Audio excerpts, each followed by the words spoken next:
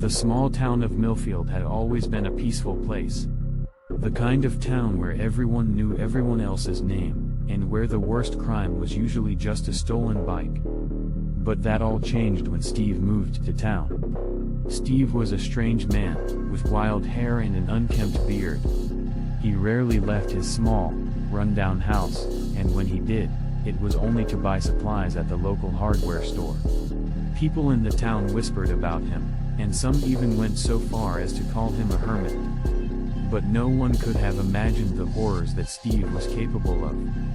It all started with the disappearance of a local couple, John and Sarah.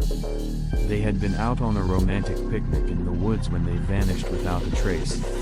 The police searched for weeks, but there was no sign of them anywhere. That's when rumors started to circulate that Steve was somehow involved.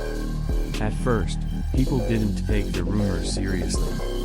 But then more and more people started to go missing.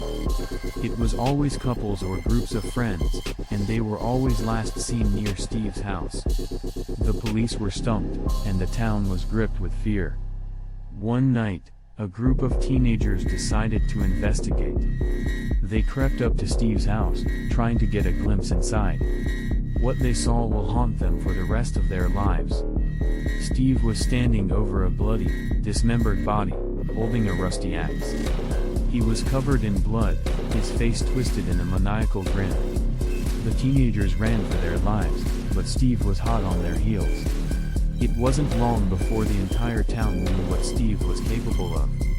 People barricaded themselves in their homes, afraid to venture out after dark. But it didn't matter. Steve always found a way in. One by one, people started to disappear. The police were powerless to stop him. Steve was always one step ahead, always waiting in the shadows with his axe. Finally, the town had had enough. They formed a vigilante group, armed with shotguns and pitchforks.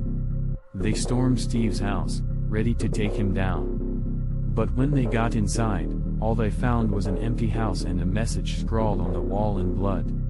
"I'll always be watching," it read. "You can't stop me."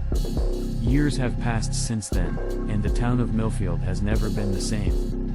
People still talk about Steve, the axe murderer who terrorized their town. Some say that he's still out there, waiting in the shadows for his next victim.